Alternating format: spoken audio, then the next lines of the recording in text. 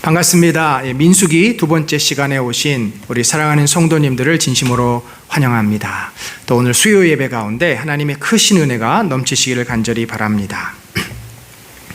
저희들이 이제 구약의 민수기를 지금 살펴보고 있고요.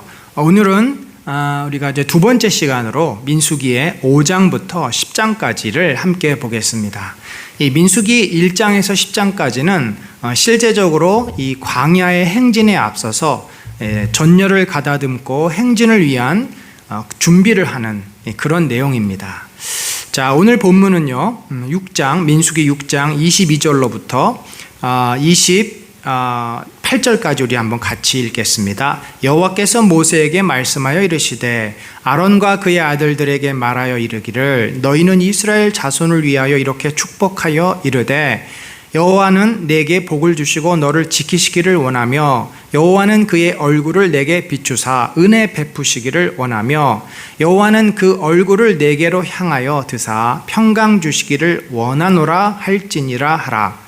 그들은 이같이 내 이름으로 이스라엘 자손에게 축복할지니 내가 그들에게 복을 주리라. 아멘. 자, 여러분, 우리가 이제 민수기 하면은 모세오경 가운데 네 번째 책입니다. 그러면 그 위치가 어떻게 되는가? 자, 모세오경은 창세기로 시작을 하죠. 그리고 출애굽기로 넘어가고 그 다음에 레위기, 민수기, 신명기 이런 순서가 됩니다. 자, 이거를 좀 입체적으로 보면요, 시간적으로 볼 때는 창세기, 출애굽기, 민수기, 그리고 뒷부분에 신명기 이렇게 됩니다. 시간적으로 볼 때는 출애굽을 해서 이제 시내산까지 왔고 시내산에서부터 민수기가 시작이 되고 모압 평지까지 가는 내용이 또 담겨져 있고 이 모압 평지에서 일어났던 이야기들이 신명기니까 이렇게 신명기를 맨 마지막 아래쪽에 놓습니다. 그러면 레위기는 어디에 오는가? 레위기는 바로 이제 출애굽기의 그 밑에 온다고 볼 수 있죠. 시내산에서 언약을 하고 그곳에서 레위기가 선포가 됩니다. 자, 이런 식으로 해서 민수기는 모세오경에서 좀 뒷부분에 위치하는 그런 책이다. 자, 그러면 이걸 이제 시간적으로 볼 때 애굽에서 출애굽을 하죠. 그래서 출애굽기에 보면은 약 1년에 걸쳐서 홍해서부터 홍해를 건너서 이제 시내산까지 오게 됩니다. 그리고 이제 시내산에서 약 1년 동안 머물면서 거기서 레위기가 작성이 되고요. 다시 이제 전열을 가다듬고 거기에서 필요한 하나님과 이스라엘 백성이 함께 하기 위해서 필요한 모든 제도를 만드는 겁니다. 레위인도 세우고 제사장도 만들고 성전도 성막이라 그러죠. 성막도 만들고 제사 제도도 그들에게 가르쳐 주시고, 왜냐하면 하나님은 거룩한 분이고 이스라엘 백성은 여전히 죄인입니다. 따라서 거룩하신 하나님이 이스라엘 백성과 함께 하기 위해서는 보호장치, 어떤 안전장치들이 있어야 했고 하나님이 그들 죄인들과 함께 하기 위한 특별한 제도와 법들이 필요했습니다. 이것이 바로 출애굽기에 나와 있는 성막을 짓는 어떤 내용들이고 거기에 또 법도 나와 있습니다. 드디어 어느 정도 이제 준비가 돼서 드디어 시내산에서 광야로 행진을 합니다. 그래서 이제 원래 하나님의 계획은 이렇게 레위기 그 시내산에서 한 1년 정도를 정비를 해서 가데스 바네아라고 하는 광야 중심부까지 간 후에 거기서 북쪽으로 쭉 올라가려고 했습니다. 그런데 이제 민수기 우리가 13장에 나와 있지만 가데스 바네아까지 갔다가 이스라엘 백성이 거기서 반란을 일으키고 이 가데스 바네아 사건 이후로 방황을 하는데 약 38년을 방황을 합니다. 그래서 이 가데스 바네아를 뱅글뱅글 돌다가 거기서 이제 드디어 밑으로 해서 모압 평지까지 가는 부분이 마지막 이제 뒷부분, 그게 이제 또 신명기에 해당되는 그런 내용이다라고 보시면 되겠습니다. 자, 그럼 우리가 민수기를 볼 때 민수기가 왜 기록되었나? 몇 가지 이유가 있죠. 첫 번째는 광야에서 출애굽을 하고 나서 광야에서 생을 마감한 출애굽 1세대가 있습니다. 그들은 가데스 바네아에서 믿음을 갖지 못하고 불순종하여 결국 심판을 당하고 죽습니다. 그들의 그러한 불신앙의 불순종의 태도를 버리고 하나님께 순종하는 것을 말하기 위해서 저작을 한 거죠. 두 번째는 왜 광야에서 40년 동안이나 헤맬 수밖에 없었나? 그러면서 그 사이에 어떻게 세대 교체가 이루어졌는지 그 설명을 하고 있습니다.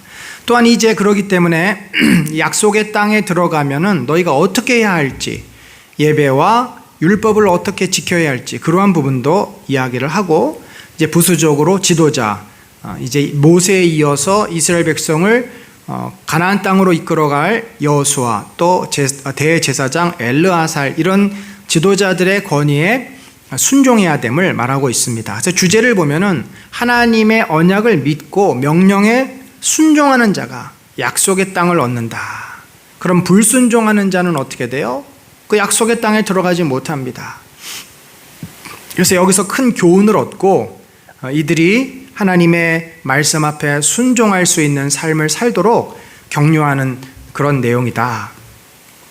자, 이제 구분을 보면요, 1세대에 대한 내용이 1장부터 25장까지입니다. 거기 이제 1차 인구 조사에 해당되는 거죠. 그리고 나서 2세대에 대한 또 2차 인구 조사가 26장에서 36장까지, 그 내용이 2차 인구 조사를 토대로 해서 출애굽 2세대. 그다음에 지리적으로 보면요, 시내산까지가 먼저 나오고, 그래서 오늘 우리들이 살펴볼 내용이 시내산까지고요. 다음 주부터가 광야에서 헤매는 내용입니다. 그게 이제 출애굽 1세대에 관한 이야기입니다. 그리고 모압 평지에서 22장에서 36장까지는 출애굽 2세대에 대한 이야기다. 그래서 우리가 민수기는 크게 이렇게 두 파트로 출애굽 1세대와 출애굽 2세대에 대한 이야기로 나눌 수가 있습니다. 자, 그럼 우리가 이제 이번에 살펴볼 내용은 출애굽 1세대에 대한 내용인데 1장부터 21장까지의 내용이죠. 그래서 1세대의 준비 내용을 우리가 지난주에 또 이번 주에 봅니다. 그래서 1장부터 4장까지는 행군을 위한 인구조사. 이제 하나님과 함께 가기 위해서 이스라엘 백성을 무엇으로 만들어요? 여호와의 군대로 편성을 합니다. 이스라엘 백성은 오합지졸이 아니에요. 이제는 여호와의 군대들입니다. 하나님의 나라를 세워나갈, 또 하나님의 공의로운 심판을 수행할 하나님의 이제 부하들, 하나님의 백성들, 하나님의 동역자들이 되는 것입니다. 그들이 가나안 땅에 들어가서 단순히 나라를 정복하는 것이 아니라 그 땅을 하나님의 또 말씀과 기준에 따라서 심판하는 그런 사명을 받은 것입니다. 그러면 이제 구체적으로 하나님과, 거룩하신 하나님과 함께하기 위해서 어떻게 준비를 해야 될 것인가가 오늘 5장과 10장 10절까지 나와 있는 거죠. 그런데 막상 10장 12절부터 이제 쭉 11절부터 넘어가는 내용을 보면은 결국 이들이 가데스 바네아에서 실패를 하고 말고 그 이후로 방황하는 내용들이 나오게 됩니다. 자, 그래서 행군을 위한 인구조사를 보면은 12지파를 군대로 부르셨다. 군대로 계수하고, 싸울 자가 몇 명이다. 싸울 자가 몇 명이다. 이거는 분명히 군대의 지금 조직임을 알 수 있죠. 그 다음에 레위인도 역시 인구조사를 하는데, 그 인구조사를 하는 이유는 레위인은 하나님이 그 이스라엘 백성과 함께하기 위해서 하나님의 임재 장소인 성막을 관리하고, 또 제사, 이스라엘 백성과 하나님의 그 역할, 중보하는 역할을 또 감당하는 그런 사람들이다. 그래서 이들을 이제 봉사의 사명으로 부르는 내용입니다. 자, 오늘부터 우리가 볼 내용은, 그러면 이렇게 인구조사를 마치고 실제적으로 이제 이 여호와의 그 거룩한 행진, 곧 행군이죠. 가나안 정복을 위해서 나아가는 그 일을 위해 필요한 준비들이 있습니다. 먼저 정결 규정이 있어야 되겠죠. 이스라엘 백성이 거룩해야만 거룩하신 하나님과 함께 할 수 있습니다. 특별히 그 가운데 자신을 구별하여 드린 나실인에 대한 규정이 있고요. 또 제사장들은 이 군대로 뽑히고 나아가는 이스라엘 백성을 축복하는 내용이 나옵니다. 먼저 그래서 지휘관들이 자신들의 삶과 또 재산을 하나님께 바치는 봉헌의 내용이 나오고, 또 등잔에 대한 명령과 등잔 때에 대해서 제막을 합니다. 등잔이 상징하는 것은 여호와의 임재를 상징합니다. 그리고 나서 레위인들은 또 어떻게 자신을 드릴 것인가, 그리고 이스라엘 백성이 지켜야 될 절기들, 또 나팔에 관한 규례, 이렇게 해서 그 행군을 위해서 실제적으로 필요한 부분들만 지금 다루고 있고, 나머지 구체적으로 제사라든지 레위인의 역할이라든지 이런 자세한 내용은 어디에 있어요? 출애굽기 일부와 특별히 레위기에 다 나와 있습니다. 그래서 민수기는 이 행군과 광야 생활과 연관한, 또 조금 이 레위기에서 다루지 못했던 좀 몇 가지 부분들을 여기서 다루고 있다 보시면 되겠습니다. 자, 먼저 우리가 이제 5장은 진영을 정결케 하는 법에 대해서 나와 있습니다. 항상 보면은 이스라엘 백성을 정한 자와 부정한 자로 나누는데, 정한 자는 뭐예요? 거룩한 자, 하나님과 함께 할 수 있는 자예요. 그럼 부정한 자는 누구입니까? 거룩하지 못한 자, 하나님과 함께 할 수 없는 자. 자, 이것이 어떤 윤리적이거나 그런 기준이 아니라 이것은 순순히 종교적인 기준이다. 그러니까 종교적이라는 표현이 오늘날 우리들은 잘 쓰지 않습니다. 왜냐하면 우리는 예수 그리스도 안에서 우리는 정한 것과 부정한 것이 다 없어졌기 때문입니다. 우리는 예수 그리스도 안에 있으면 다 정한 자예요. 그런데 그 당시에는 아직 예수님이 오시기 전이고, 하나님과, 이 거룩하신 하나님과의 관계를 잘 설정하기 위해서 훨씬 더 세분화해서 이 정한 것과 부정한 것, 하나님 앞에 거룩한 것과 거룩하지 못한 것을 세분화한 그런 내용들을 봅니다. 부정한 자는 누구냐? 나병한 자. 나병한 자는 저주의 상징이고 또 감염이 될 수도 있기 때문에 부정한 자로 됩니다. 유출증이 있는 자. 역시 이 유출증이라는 것이 몸에서 몸 밖으로 뭔가 이물질, 피나 고름이나 분비물이 나오는 것인데, 이것 역시 위성적으로 매우 안 좋고 전염성이 있습니다. 또 죽음으로 부정케 된 자, 죽은 자를 만지는 자. 이 죽음이라고 하는 것은 저주의 상징이죠. 그러니까 이 셋 다 뭐냐면 하나님 보시기에, 거룩한 하나님 앞에 이 나병, 유출병, 죽음, 이것은 다 하나님의 심판을 받고 저주받은 그런 어떤 상징적인 것들이에요. 그러니까 그 사람 자체가 문제가 있어서라기보다 이러한 현상들은 하나님 앞에서 사라져야 되는 것들입니다. 이게 종교적이라는 의미입니다. 그래서 그들이 이제 진영 밖, 이 진영 밖이라고 하는 것은 이스라엘 백성이 머물고 있는 그 지역 밖에 쪽으로 나가서 격리를 시키라는 것입니다. 이거는 나중에 우리들이 볼 때 위성학적으로도 나병 환자라든지 유출병 있는 자라든지 죽음으로 죽은 자를 만졌다가 거기서 우리가 알지 못하는 병균에 감염이 될 수 있어요. 그러니까 사실은 이게 이제 종교적으로도 이스라엘 백성이 거룩함을 유지하기 위한 방법이지만, 위생적으로 볼 때 굉장히 하나님께서 세심하게 보살피신 것이다. 이웃과의 관계에서 정결 명령도 내려집니다. 타인에게 손해를 끼칠 경우에는 어떻게 돼요? 죄를, 내가 누구의 것을 빼앗아 갔습니다, 누구를 속였습니다, 그러면 20%를 덧붙여서, 원금의 이자 20%를 덧붙여서 돌려주라는 거죠. 충분히 그 정도면 그 사람의 피해를 민사적으로 보상을 할 수 있다는 것입니다.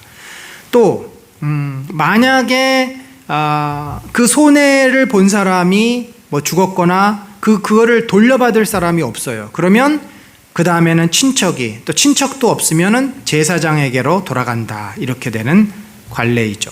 또 부부 안에서의 정결 명령이 있습니다. 자, 이런 것은 이제 좀 독특한 예인데, 왜 여기 민수기의 이 민사적인, 그것도 부부끼리의 어떤 남편이 아내의 외도를 의심하는 그런 내용이에요. 왜 이게 여기 있는지 정확히 우리는 모릅니다. 그러나 유추해 보건대 레위기에서 다루지 못한 부분들을 민수기에서 추가로 지금 다루고 있는 것이 아닌가.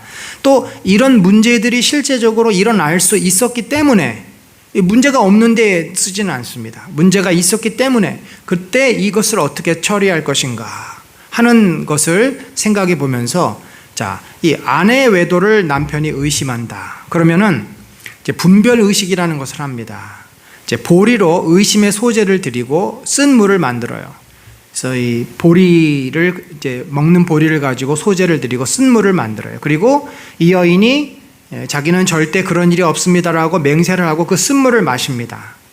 그래서 만약에 정말 이 여인이 그런 일이 없는데 오해를 받거나 남편이 무슨 편집증처럼 의심하는 증상이 있어 그랬다면 이 여인은 그 예식으로부터 아무런 해를 받지 않을 것이다 이렇게 되어 있는데, 만약에 여인이 또 외도를 하고 간음을 행하고도 거짓말을 하고 있다면 그 여인에게 저주가 임해서 그 창자가 썩고 다시는 임신을 할 수 없는 그런 불임의 상태에 이르게 된다라고 무서운 저주가 내려집니다. 그렇기 때문에 이것이 그 여인에게도 엄청난 큰 스트레스가 되고, 만약에 이 여인이 정말 거짓말을 했다면 평생 이 여인은 그 저주에 대한 중압감 때문에 아마 제대로 살기가 어렵지 않을까라는 생각을 해봅니다. 그렇게 이제 이러한 법을 만들어서 부부 사이에도 또 그 공동체 안에 죄를 없애려고 했던 것이죠. 자, 이제 6장으로 넘어가면은 나시린의 법과 제사장의 축복의 내용이 나오는데, 나시린은 뭡니까? 나사르 그러면 헌신하다, 드린다라는 뜻입니다. 이 나시린 제도는 일시적으로 6개월, 1년, 이렇게 몇 년, 또는 한 달, 어떤 기간을 정해서 헌신하는 경우가 있어요. 또 반면에, 태어날 때부터 나시린으로 이렇게 드린 바 되는 자가들이 있습니다. 대표적인 케이스가 삼손하고 사무엘입니다. 삼손은 하나님의 명령에 의해서 태어나기도 전에 나시린으로 정해집니다. 이건 하나님의 뜻이죠. 또 사무엘 같은 경우에는 어머니 한나가 서원을 함으로써 그가 태어날 때부터 나시린으로 하나님께 드려집니다. 그래서 어떠한 경우든지 일시적이던 이렇게 평생 드리던 것이든, 그런데 이제 성경에 나와 있는 내용을 보면 이거는 좀 일시적으로 자기가 나시린으로 헌신을 하고자 하면 이렇게 해야 된다, 그런 내용이기 때문에 일시적으로 드리는 예가 더 보편적이다라고 볼 수가 있습니다. 자, 나시린으로 서원한 자는 특정 기간 동안의 규정을 다 지켜야 돼요. 예를 들면 포도와 관련된 모든 음식은 금지가 됩니다. 포도주, 건포도.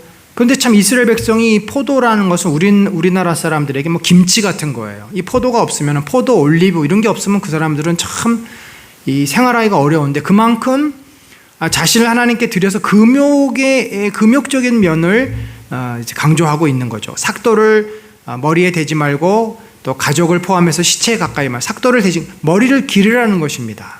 그리고 시체를 가까이 하지 마라. 만약에 같이 있던 사람이 갑자기 쓰러서 죽었다든지 이래서 자신이 그 죽음을 만져가지고 부정하게 되면 어떻게 돼요? 머리를 밀고 제사를 드린 후에 새로 헌신할 기간을 정하라.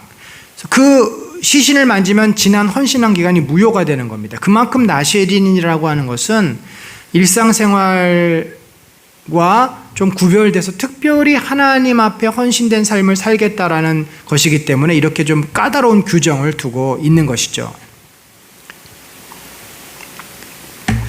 이제 어떤 사람이 나시린으로 자신을 한 3개월, 6개월 드렸다고 칩시다. 그래서 오늘이 다 끝났어요. 그럼 끝나는 어떻게 해야 되느냐? 회막에서 번제, 속제제, 화목제, 소제와 전제를 드린다. 그러니까 이 제사를 다 드리라는 겁니다. 그리고 머리털을 밀어요. 이제 길었으니까 밀고 화목제물 밑에 불에 그것을 둡니다. 그 머리를 요제로 흔든 후에 제사장에게 주고 드디어 포도주를 그제서야 마실 수 있다, 이렇게 설명을 합니다. 자, 이렇게 해서 나시린의 특별한 그 의미는 뭐냐면, 하나님 앞에 자신을 드리는 자는 자기의 의지, 자기의 뜻, 자기가 원하는 대로 살 수 없다라는 거죠. 예수님은 사실 우리에게 이 나시린의 헌신을 요구합니다. 자기를 부인하고 자기 십자가를 지라. 그래서 제자가 된다는 것은 내가 원하는 대로, 내가 뜻하는 대로, 내가 하고 싶은 대로 사는 것은 제자가 아닙니다. 이 시대는 그거를 당연하게 생각하고 그거를 오히려 당당하고 정당한 것으로 말하지만, 우리는 그리스도의 부르심을 받은 제자들이기 때문에 내가 비록 그것을 원하고 내가 생각할 때 옳다 하더라도 주님의 뜻을 물어야 하고, 주님의 뜻을 우리들이 받아들일 수 있는 순종의 마음, 그것이 이 나실인, 구약의 나실인의 헌신에 연결된 오늘날 우리들에게도 필요한 제자의 태도다, 이렇게 보실 수 있겠죠. 자, 하나님께서는 제사장을 세우시고 제사 제도를 운영하시는데 그 궁극적인 목적이 뭘까요? 왜 하나님께서 이런 제도를 두고 이스라엘 백성을 어떻게 보면 남들은 전혀 하고 있지 않은 아주 복잡하고 얼깃설깃한 그러한 것으로 얽매이는 것처럼 보일까요? 궁극적으로 그들을 축복하시기 위해서입니다. 제사장의 사실 가장 큰 역할은 이스라엘 백성을 향한 축복이에요. 그 축복을 받게 하기 위해서 제사 제도를 운영하고 제사를 드리고 하나님과 그들을 중보하는 것입니다. 궁극적인 목적, 하나님의 우리를 구원하신 예수 그리스도를 보내주신 궁극적인 목적은 우리를 축복하시기 위해서입니다. 어떤 축복을 주십니까? 제사장들은 이스라엘 자손을 축복하라. 여호와는 내게 복을 주시고 너를 지키시기를 원하며 여호와는 그의 얼굴을 내게 비추사 은혜 베푸시기를 원하며 여호와는 그 얼굴을 내게로 향하여 드사 평강 주시기를 원하노라. 그러니까 제사장은 하나님께서 이스라엘 백성을 복 주시고 또 은혜 베푸시기 위해서 기도하고 중보하는 자입니다. 그래서 늘 하나님의 평강이, 하나님의 은혜가 넘치기를 제사장들은 이스라엘 백성을 해서 축복하는. 근데 이러한 축복을 받으려면 어떻게 돼요? 이스라엘 백성이 자기의 죄를 고백하고 여호와의 율법 안에 있어야 하는 것입니다. 오늘날도 마찬가지죠. 교회가 왜 있고 목회자들이 왜 있습니까? 성도들을, 구원받은 성도들을 축복하고 그들이 거룩한 주의 백성 세우기 위해서 아닙니까? 근데 만약에 성도들이 구원을 받았는데 여전히 세상에 발을 담그고 하나님보다 나를 더 소중히 여기고 산다면 이 축복이 그들에게 임하겠습니까? 그렇지가 않죠. 그래서 교회는 이 목회자들을 중심으로 하나님의 거룩과 하나님 말씀 앞에 순종하는 삶을 살기 위해서 우리가 훈련도 받고 또 권면도 듣고 예배도 드리는 거 아니겠습니까? 자, 7장으로 넘어가서 감독된 자들이 드리는 헌물이 있어요. 자, 감독된 자들은 누굽니까? 이제 이 군대 조직의 지휘자들이죠. 자, 언제 드리냐면 장막 세우기를 끝내고 장막과 기구들을 거룩히 구별한 날. 자, 드디어 1년이 지나서 하나님께서 그 설계도를 주신 대로 하나님의 거룩한 성막, 회막이라 그러죠. 이 태버너클이 세워졌습니다. 지성소도 세워지고 또 성소도 세워지고 거기에 촛대도 놓아지고 다 이제 드디어 기둥도 세워지고 다 기름을 발라서 온전히 완성이 됐어요. 그때 하나님 앞에 자신들의 그 마음을 드리는 거죠. 하나님께서 우리 가운데 함께 하시니 얼마나 감사한 일입니까? 하나님이 우리를 사랑하시고 보호하시고 지키시기 위해서 우리에게 오셨는데 우리에게 오신 그 하나님을 향해서 감사합니다. 감사합니다. 하나님 우리를 받으소서라고 헌신하라는 것입니다. 그래서 그들이 그 드린 헌물의 내용을 보니까 덮개 있는 수레, 그 지휘관들이 아무래도 지도자들이다 보니까 필요에 따라서 수레를 만들었고 그 가운데 이제 수레가 6대가 있었는데 12지휘자니까 6대, 두 사람당 한 수레를 만들어서 드린 것입니다. 소 12마리, 또 역시 지휘관 한 사람이 소 1마리를 드립니다. 자, 이렇게 이제 받은 헌물들을 어떻게 내냐? 참 재밌죠? 하나님께서 이 수레와 소들을 받아서 뭐 하시게요? 결국은 그들이 드린 헌물을 통해서 이 성막을 잘 유지하고 관리하게 하신 거죠. 결국 이 혜택은 누구에게 돌아갑니까? 이스라엘 백성에게 돌아갑니다. 자, 우리가 이제 그래서 이스라엘 백성 가운데 게르손 자손이 수레 2대를 얻고 소 4마리를 얻었어요. 또 무라리 자손이 수레 4개와 소 8마리. 그런데 고앗 자손은 수레와 소를 얻지 못합니다. 그러니까 이게 소달구지예요. 소달구지. 자, 이 게르손 자손하고 무라리 자손은 성막이 이동할 때 성막 텐트를 걷고 기둥을 거두어서 그거를 사람이 들고 갈 수는 없지 않습니까? 그래서 이 수레에다 싣고 소로 하여금 끌고 가게 하는, 결국 이동식 텐트인 성막을 관리하기 위해서 이 헌신을 누구에게 요청했는가? 지도자들이 성막을 짓는데 기둥과 이것의 이동에 필요한 모든 장비들을, 소와 수레를 헌신한 것입니다. 고앗 자손은 어깨에 메고 다녔기 때문에 이 수레와 소가 필요가 없었죠. 자, 여러분, 오늘도 마찬가지입니다. 우리가 하나님 앞에 헌금을 하죠. 헌신합니다. 교회 앞에 여러 가지 명목으로 헌신합니다. 그러면 그 혜택을 누가 받을까요? 결국 우리 성도들이 받는 거죠. 하나님 앞에 드려졌지만 하나님께서는 그것을 통해서 성도들을 위해서 다시 또 쓰시는, 그래서 항상 교회는, 하나님의 나라는 사랑하는 성도들의 헌신과 수고로 그 나라가 세워지고 그 나라가 빛을 발하게 되어 있습니다. 하나님께서는 힘이 없으시거나 능력이 없으셔서가 아니라 우리의 헌신을 통해서 일하기를 기뻐하세요. 왜 그렇습니까? 하나님이 가장 기뻐하시는 것이 우리의 자발적인 사랑의 헌신입니다. 교회는 그런 곳입니다. 교회는 우리 주 예수 그리스도께서 자신을 먼저 내어주셨어요. 우리를 위해서. 그래서 우리가 그 사랑을 받아들이고 우리도 그 사랑에 감사하고 기뻐해서 우리의 것을 아버지께 드리는, 나의 삶과 나의 목숨과 나의 소유를 드릴 때 하나님은 그것을 너무나 기뻐하십니다. 그러면 우리가 드린 그 소유, 우리의 삶이 다 어디로 사라져버리고 허무하게 되었습니까? 아니죠. 하나님은 그것을 사용하셔서 당신의 교회를 세우시고 더 많은 사람들에게 그 사랑을 나눠주실 뿐만 아니라 드린 자마다, 아까 제사장들을 통한 축복을 보셨죠. 하나님은 그들을 복 주신다는 거예요. 그들을 결코 외면치 않으십니다. 드린 손길을 기억하시고 그들에게 그 모든 것들을 갚아주시는 분이다. 그리고 나서 지휘관들이 이제 여호와께 또 헌물을 드립니다.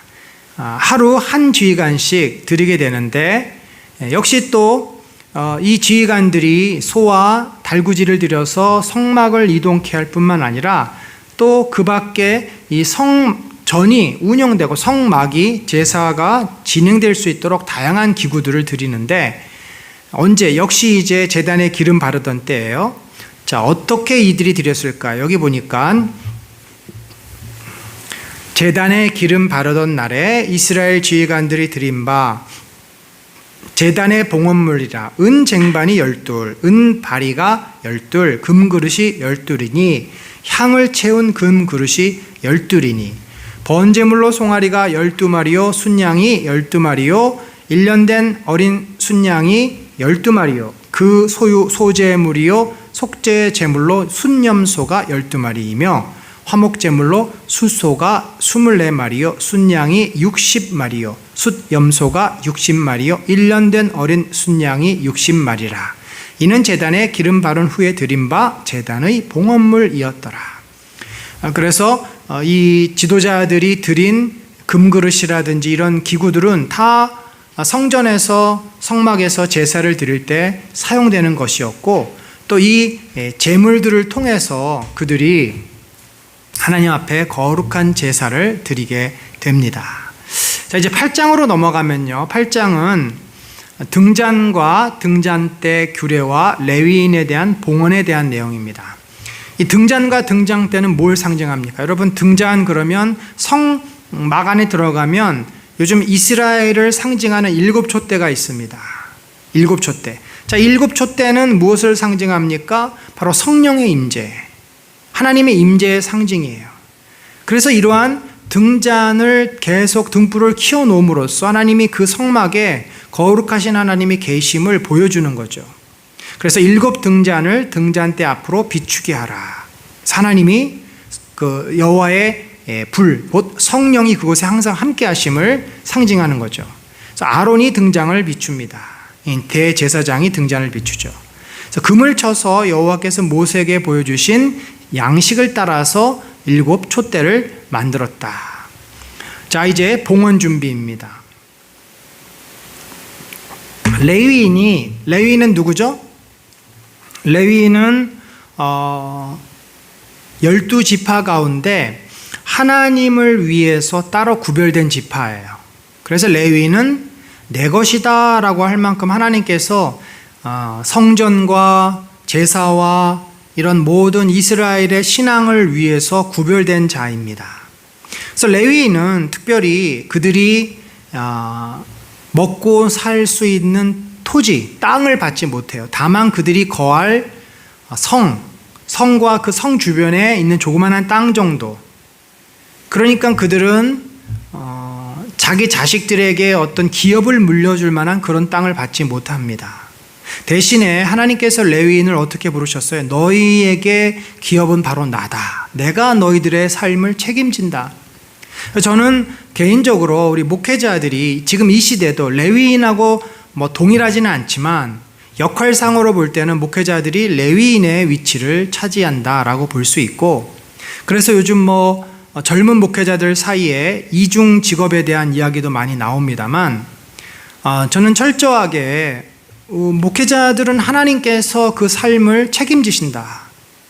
그걸 믿고 우리가 목회를 하는 것이고, 또 성도들도 그러한 사실을 알기 때문에 어려운 가운데서도 목회자들을 살 수 있도록 도와주고, 그래서 목회자는 철저하게 교회 일, 주의 일을 위해서 100% 헌신하는 그런 관계가 바로 성경적인 원리다.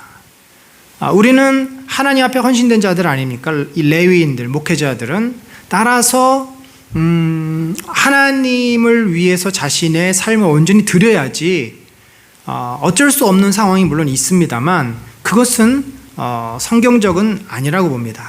그래서 우리가 레위인이 온전히 주님 앞에 드려진 바처럼 오늘날 목회자들도 교회와 또 주의 일을 위해서 우리 자신을 온전히 드리는 것이 합당하다. 자, 7절에 보면 8장 7절, 너는 이같이 하여 그들을 정결케 하되 곧 속죄의 물을 그들에게 뿌리고 그들에게 그들의 전신을 삭도로 밀게 하고 그 의복을 빨게 하여 몸을 정결하게 하고. 저는 레위인이 이렇게 깎아머리인지 처음 알았습니다. 전신을 삭도로 밀래니까 우리 스님들처럼 머리가 아마 없이 시작을 했을 것 같아요. 물론 계속 머리를 미는 건 아니고 처음에 있었던 이제 기존의 털들을 깨끗이 밀고 그렇게 들이고 나서 머리털이랑 털이 자랐겠죠.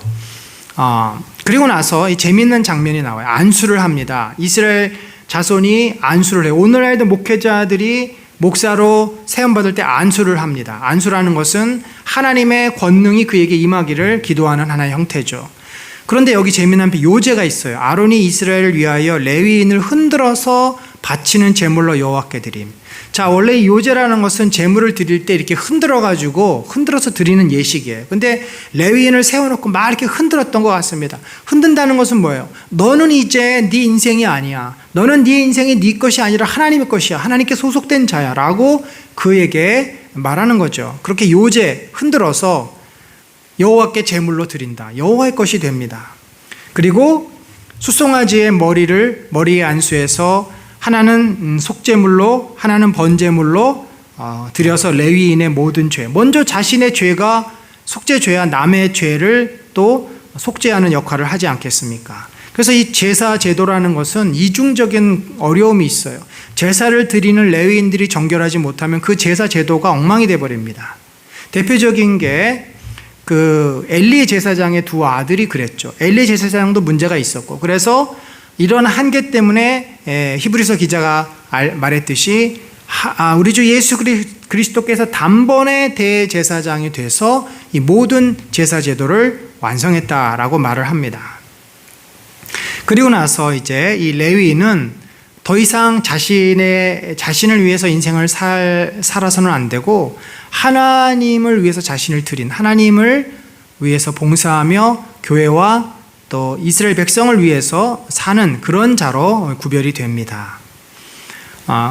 그래서 하나님께서 이렇게 얘기를 해요. 레위인을 구별하여 내게 속할 것이다. 레위인을 정결케 하고 요제를 드린 후에 회막에 들어가서 봉사하게 하라는 거죠.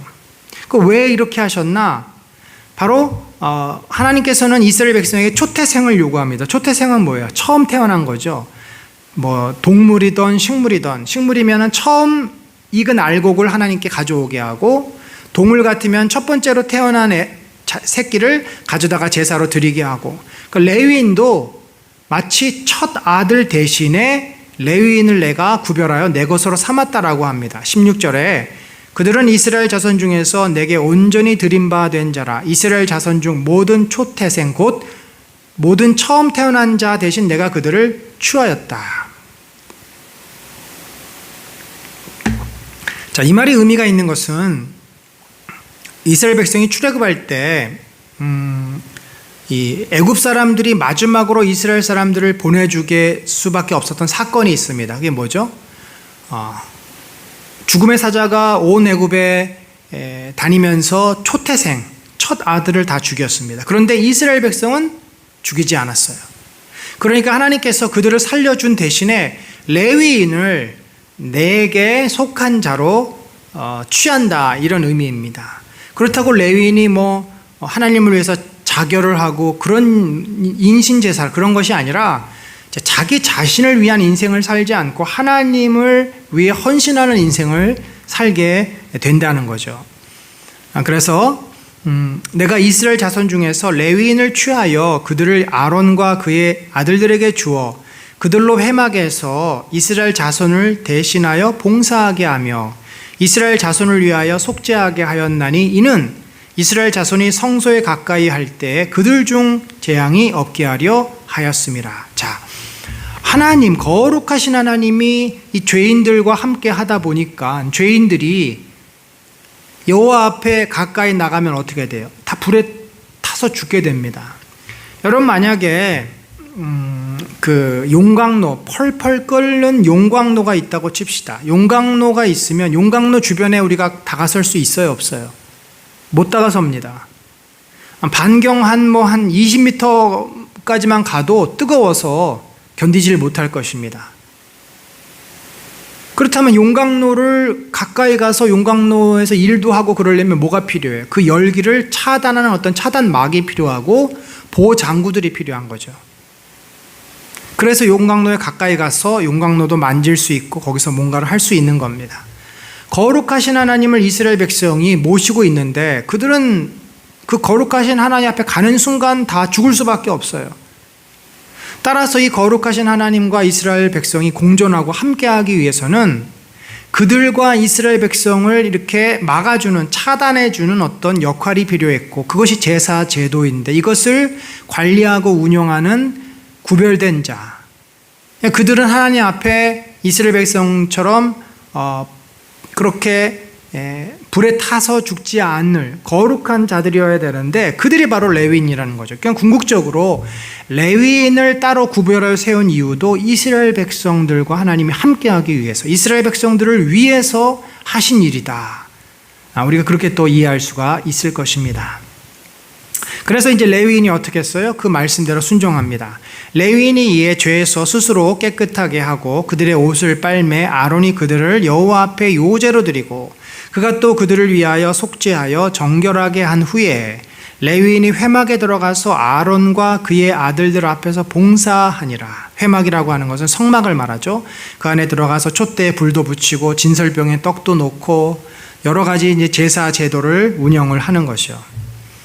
여호와께서 레위인의 일에 대하여 모세에게 명령하게 하신 것을 따라 그와 같이 그들에게 행하였더라. 자, 이 레위인에 대한 또 추가적인 복무 규정이 있어요. 나이는요 25세에서 49세까지. 저는 사실 내려가야 되는데 이게 신약 시대니까 오늘날은 우리 목회자들이 70세까지 정년이 되어 있습니다.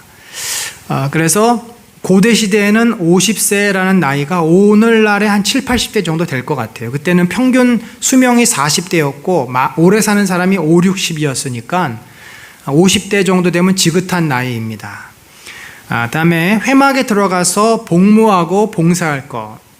그리고 50세부터는 이제 원로로 들어갑니다. 그래서 회막에서 직접 피를 바르고 이런 제사를 운영하는 것이 아니고 옆에서 이제 돕기만 하는 거죠. 어떻게 하라고 가르쳐 주기도 하고 조언도 해주고 하는 그런 역할만 한다. 이렇게 이제 복무 규정이 되어 있습니다. 자, 이제 9장으로 넘어가서 이제 레위인에 관한 이야기가 끝나고 유월절에 대한 이야기, 그리고 이스라엘을 인도하시는 하나님의 구름 이야기가 나옵니다. 유월절은 우리가 잘 알다시피 이스라엘 백성이 출애굽한 날, 다시 말해서 구원받은 날을 기념하는 날입니다. 그때 그들은 여호와께 속하고 주의 거룩한 백성이 됩니다. 그래서 광야에서는 아직 유월절을 지키지 못했어요. 처음 나올 때 출애굽하는 날이 유월절이었습니다. 그리고 드디어 1년이 지났고 시내산에서 머물면서 1년이 지났고 두 번째 이제 유월절을 맞이합니다. 그래서 첫째 딸은 이제 종교월로서 첫째 딸이고 태양력으로 하면은 한 3월 정도 됩니다. 3월. 14째 날 해질 때 그때 이제 유월절이 시작이 됩니다. 그리고 이제 15일 하루 지나고 15일부터 또 일주일 동안 무교절이 시작이 되죠. 자, 그런데 이제 이렇게 해서 유월절을 지켰어요. 이 내용은 사실 민수기에 자세하게 나와 있지는 않습니다. 근데 여기서 민수기에서 뭘 규정하냐면, 그러니까 이제 아까 그 남편이 아내의 외도를 의심하는 경우라든지 지금 여기 있는 유월절에 절기를 잘 지키지 못하게 된 자들에 대한 예외 조항이라든지 이런 걸 보면은 레위기에 나와 있는 이러한 어떤 규정들은 민수기에 나와 있는 이런 규정들은 레위기에서 다 다루지 못한 것에 대한 약간 불호 내지는 추가 설명 같은 역할을 합니다. 뜬금없이 유월절 얘기를 하다가 시체로 부정하게 된 자가 유월절을 그럼 어떻게 지켜야 되느냐? 이건 사실은 예외 조항이잖아요. 이게 흔한 일은 아닙니다.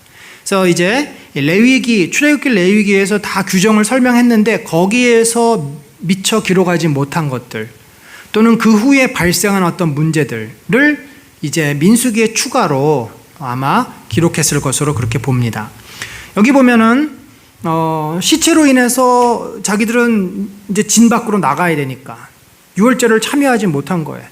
어린 양도 같이 먹지 못하고 이웃들하고 이 잔치를 참여하지 못했으니 이스라엘 백성으로서의 정체성이 굉장히 손상을 입는 거죠. 이스라엘 백성이면 누구나 다 유월절을 참석해야 되는데 그래서 그들이 요청을 합니다. 우리는 어쩔 수 없이 지금 진 밖에 있어서 유월절을 참석하지 못하는데 어떻게 하면 되겠습니까? 그때 하나님께서 그러면 한 달 후에 둘째 달 14째 날 해질 때 유월절의 모든 율례대로 그들도 지키게 하라. 그러니까 그들이 이제 일종의 두 번째 유월절을 지키게 허락을 해주시는 것입니다. 그래서 그 모든 이 이스라엘 공동체 안에 들어와 있는 사람은 이 정한 기일에 적어도 원래 유월절에 지킬 수 없는 자들은 두 번째 달에라도 그때라도 지키지 않으면 이 백성 중에서 끊어질 것이다. 그래서 이것은 거류민이나 본토인이나 모든 사람에게 다 적용이 된다. 그만큼 유월절은 이스라엘 백성에게 매우 중요한 절기인데 이게 잘 지켜졌어요? 안 지켜졌어요? 잘 안 지켜집니다. 그만큼 이스라엘 백성이 얼마나 엉망으로 신앙생활을 했는가 우리가 생각해 보게 됩니다. 그리고 이제 구름이 이스라엘 백성을 인도하죠. 낮에는 어떻게 해요? 구름 기둥, 밤에는 불 기둥으로 인도하는데 이 구름이 이제 성막 위에서 이렇게 머물러요. 그리고 밤에는 거기서 불 같은 게 나왔다고 돼 있어요. 그래서 우리가 정확히 뭔지는 모르지만 그래서 구름은 아무래도 멀리서 이렇게 낮에 볼 수 있는, 해를 가리면서 낮에 볼 수 있는 표시고 불은 밤에도 역시 보이죠. 그래서 하나님의 임재를 상징하는 어떤 상징물들입니다. 구름이나 불이 구약에서 하나님의 임재를 상징하는 것들이에요. 그래서 구름이 성막에서 떠오르는 때에는 이스라엘 자손이 곧 행진하였고 구름이 머무는 곳에 이스라엘 자손이 진을 쳤다. 그래서 이스라엘 자손이 여호와의 명령을 따라 행진하였고 여호와의 명령을 따라 진을 쳤으며 구름이 성막 위에 머무는 동안에는 그들이 진영에 머물렀다. 그래서 이 구름의 이동에 따라서 이스라엘 백성이 가기도 하고 멈추기도 했다라는 말이죠. 장막에 머무르는 경우는 어떤 경우에? 구름이 성막 위에 머무는 날이 오래일 때, 또 적을지라도 이 구름이 움직이는지 안 움직이는지를 보는 거예요. 움직이면 다시 짐 싸가지고 따라갔고, 또 짧더라도 있으면은 그들이 머물러 있었다. 그리고 나서 혹시 구름이 저녁부터 아침까지 있다가 아침에 그 구름이 떠오를 때는 그들이 행진하였고, 구름이 갑자기 훅 위로 또 치솟으면 이제 행진하는 거죠. 이틀이든 한 달이든 1년이든지 구름이 성막 위에 머물러 있을 동안에는 이스라엘 자손이 진영에 머물고 행진하지 아니하였다. 그러니까 구름이 좀 낮게 성막 위에 머물러 있을 때는 있다가 이게 어쨌든 떠오르면 또는 움직이면 그러면 그들이 행진했다 하는 모습입니다. 이 이야기는 뭐냐면 구약 시대는 구름과 불기둥으로 인도했지만 오늘날 우리들은 어떻게 우리들의 행보를 발견할 수 있습니까? 우리가 기도 생활을 통해서 말씀을 통해서 하나님이 내적으로 외적으로 하나님의 뜻을 보여주시죠. 일종의 구름과 불기둥은 성령의 임재의 상징이기 때문에 예수님이 뭐라 그랬어요? 성령께서 너희들이 어떻게 행해야 할지를 알려주실 것이다. 그래서 늘 우리가 깨어 기도하면서 말씀에 민감하게 반응할 때 우리가 머물러 있어야 할지, 우리가 가야 할지, 우리가 무엇을 해야 할지 그렇게 인도해 주신다. 이렇게 이제 구름으로 갈 때라든지 어떠한 중요한 문제가 생겼을 때 나팔을 불어서 그 신호를 줍니다. 그래서 나팔의 구체적인 신호는 하나만 불 때는 천부장된 지휘관들이 모이는 것이고 크게 불 때는 동쪽 진영들이 먼저 떠나고 동쪽이라는 게 이제 맨 앞에 있어요. 맨 앞에 있는 유다 지파들이 먼저 출발을 하는 겁니다. 두 번째로 크게 불 때는 남쪽 진영들이 행진할 것이고 또 이렇게 이제 어떤 사인을 갖고 있습니다. 나팔은 누가 붑니까? 제사장들이 붑니다. 이건 아무나 불 수 없어요. 영원한 규례라고 되어 있습니다. 은나팔 둘을 만들되 두들겨 만들어서 그곳으로 회중을 소집하여 진영을 출발하게 할 것이다. 나팔이 뿌 울리면 이제 진영이 떠나는 겁니다. 그 외에 또 사용하는 때가 있는데 압박하는 대적을 치러 나갈 때, 또 희락의 날, 기쁨의 날, 축제의 날 때, 정한 날, 초하루 때, 번제물, 화목제물을 드릴 때 또 역시 나팔을 붑니다. 그래서 너희가 자기를 압박하는 대적을 치러 나갈 때에는 나팔을 크게 불지니 그리하면 너희 하나님 여호와가 너희를 기억하고 너희를 대적에게서 구원하시리라. 또 너희의 희락의 날과 너희가 정한 절기와 초하루에 번제물을 드리고 화목제물을 드리며 나팔을 불라. 그로 말미암아 너희의 하나님이 너희를 기억하시리라. 나는 너희의 하나님 여호와니라. 그래서 나팔을 분다는 것은 원래 나팔이 뭐예요? 승리의 상징입니다. 또는 심판의 상징이에요. 그래서 하나님께서 그들과 함께 하시고 지금 그들이 왜 떠나죠? 여호와의 거룩한 전쟁을 해서 가나안을 정복하러 여호와의 거룩한 심판을 행하러 가는 겁니다. 나팔을 분다는 것은 이제 하나님이 너희를 구원하시고 너희를 위해 큰 일을 행하실 것이다. 이걸 보여주는 그러한 축제, 이것은 하나님의 승리를 우리가 즐기는 것입니다. 자, 민수기가 이렇게 이제 보면은 하나님이 이스라엘 백성과 함께 하시기 위해서 그들에게 레위인도 주시고 또 지휘관들이 헌신해서 성막도 운영을 할 수 있게 했고 이제 그들이 영적인 전쟁, 하나님 나라를 세우기 위해서 가나안을 정복하기 위해서 떠날 때 어떻게 떠나고 어떻게 나팔을 불고 어떻게 그들이 행진할 것인지도 다 알려주셨어요. 참 기대가 되고 이스라엘 백성이 드디어 이제 그 오랫동안 아브라함에게 약속하셨던 그 땅을 얻게 되고 하나님의 거룩한 나라를 세우기 위해서 준비를 다 갖춘 상황입니다. 우리가 이제 다음 주부터 보겠지만 그러나 이들이 결정적으로 가장 가져야 될 여호와를 경외하고 신뢰하는 그 믿음을 갖지 못했을 때 이스라엘 공동체는 무려 39년을 광야에서 방황하게 됩니다. 여러분 우리가 어떤 우리에게 그 함정이 있냐면 어떤 우리가 그 모두들 약점을 가지고 있냐면 우리는 머리로 내가 생각하는 어떤 완벽한 것을 추구합니다.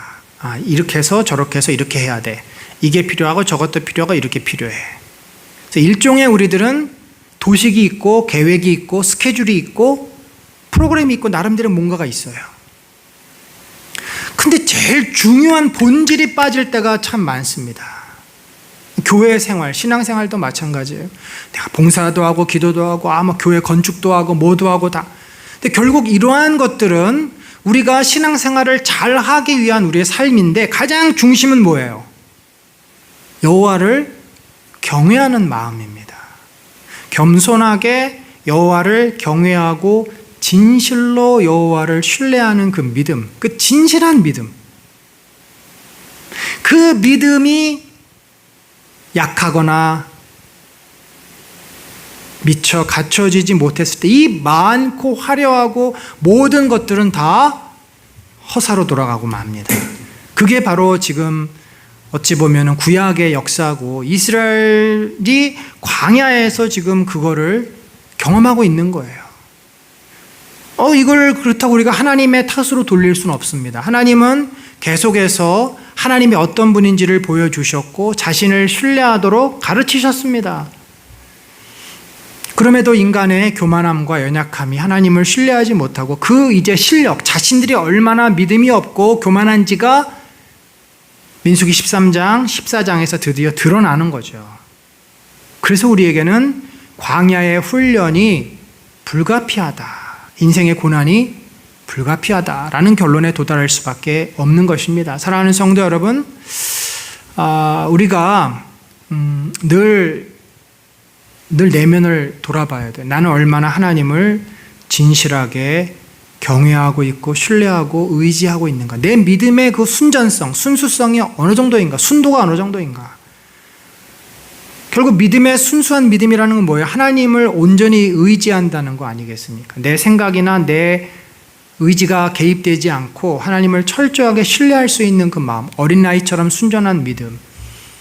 그 믿음이 있을 때 우리가 하는 모든 생각과 계획과 행동과 의지와 열정은 복되지만 이게 없는 경우에 이 모든 것은 우리를 오히려 하나님으로부터 멀어지게 만드는 방해거리밖에는 되지 않습니다. 성경 어디에도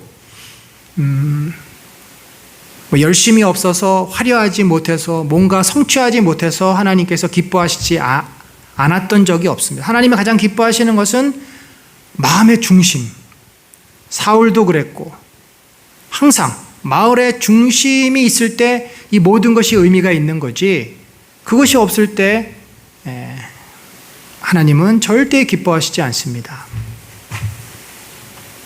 우리가 이제 민수기를 보면서 앞으로 좀 그런 우리의 좀 실제적인 모습들, 과연 내가 얼마나 진정한 믿음을 가지고 신앙생활을 하고 있는가. 우리의 인생이 광야길이라고들 하는데 정말 왜 그럴 수밖에 없을까? 어떻게 하면 이 광야의 삶을 속히 졸업하고 정말 가나안의 축복으로 들어갈 수 있을까? 이런 것들을 고민하면서 함께 앞으로 나누어 보시기를 간절히 축원합니다. 하나님 아버지, 연약한 저희들을 불러주시고 민수기의 삶을 통해서 우리의 내면의 깊은 것들을 통찰할 수 있는 눈과 영적인 깨달음을 허락하여 주시옵소서. 지금은 우리 구주 예수 그리스도의 놀라우신 은혜와 하나님 아버지의 무한하신 사랑과 성령님의 감화 감동 교통하심이 참으로 우리 내면의 진실한 믿음과 하나님을 향한 거룩한 그 마음을 품기를 간절히 소망하는 심령 위에 지금부터 영원까지 함께 하실지어다. 아멘.